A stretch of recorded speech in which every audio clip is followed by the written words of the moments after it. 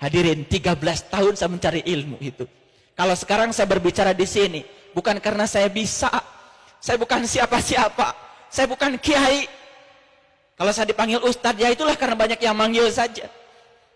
Karena saya pernah berjanji, suatu saat kalau saya bisa menemukan yang saya cari, saya akan wakafkan diri saya untuk menolong orang-orang yang pernah sama seperti saya. Saya sholat dulu, Allahu Akbar. Begitu Allahu Akbar, pikiran saya mulai jalan kemana-mana. Mengingat pekerjaan saya, mengingat semua masalah hidup saya, rumah saya, mobil saya, kantor saya, kesibukan saya. Itu sholat saya dulu. Ternyata selama sholat seperti itu, sholat hanya gugur dari kewajiban, tidak merasakan kenikmatan apa-apa dalam sholat. Hadirin kaum muslimin, kenapa sholat itu 17 rakaat? Kenapa?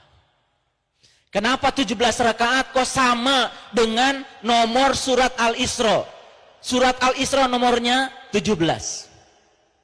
Kenapa salat berjamaah itu kok 27 derajat? Sama dengan angka 27 Rajab hari ini. Mengapa? Mengapa? Kalau itu belum terjawab, belum tahu hakikatnya, tidak bertemu dengan guru yang mursyid untuk menjawabnya, kita tidak akan pernah sampai untuk menemukan sholat khusyuk. Sedangkan di Quran, saya tunjukkan ayatnya supaya ibu bapak mengerti. Mari kita kaji, walaupun satu ayat, kalau menggetarkan jiwa kita, dan setelah ini kita dapat hidayah, itu namanya hatam. 30 juz kita baca Quran berulang-ulang, tetapi tidak membuat kita tambah lembut, tidak dapat hidayah, itu enggak hatam. Bismillahirrahmanirrahim. Innal munafiqina yukhadi'unallah. Sesungguhnya orang-orang munafik itu suka menipu Allah. Wa huwa khadi'um.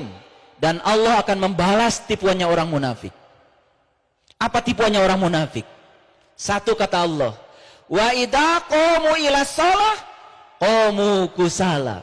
Dia suka mendirikan sholat, tapi sholatnya malas. Kusala itu malas, bahasa Arab. Malas itu pasti berhubungan dengan rasa. Malas makan karena yang mau dimakan tidak menarik. Malas makan karena yang mau dimakan bukan selera kita. Malas makan. Sholat juga bisa malas. Saya dulu terus terang saja, waktu kecil saya sholat karena takut orang tua. Sudah tua saya sholat karena saya takut neraka. Bukan karena saya butuh sholat. Bukan karena saya merasakan kenikmatan sholat. Bahkan saya tidak enak kalau tidak sholat.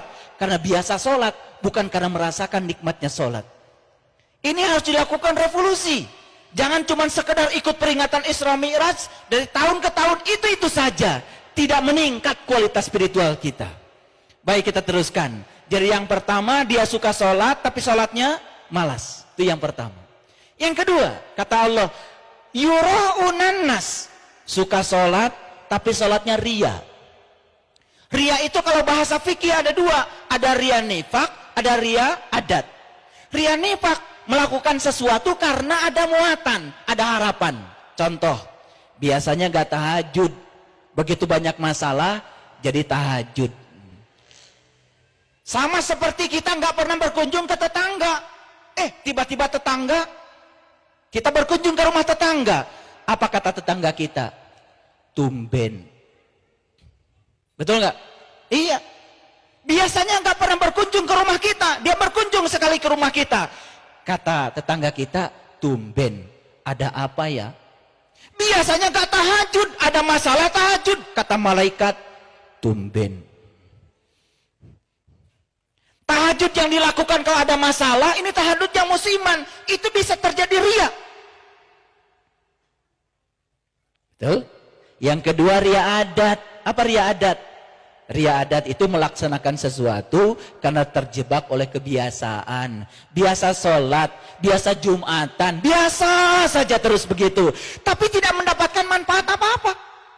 Makanya kata orang bijak, kalau kamu melakukan apa yang selalu kamu lakukan, maka kamu akan mendapatkan apa yang selalu kamu dapatkan. Jika kamu melakukan apa yang selalu kamu lakukan, kamu akan mendapatkan seperti apa yang kamu dapatkan. Sholat tidak diperbaharui, nafasnya di mana, pikirannya di mana, gerakannya di mana. Subhanallah. Saya ngajarkan sholat pada ribuan orang yang tadinya napasnya bengek, fungsi paru-parunya naik bisa sampai 60%. Hanya paru-paru saja itu. Belum lagi gerakan-gerakan tangan yang luar biasa.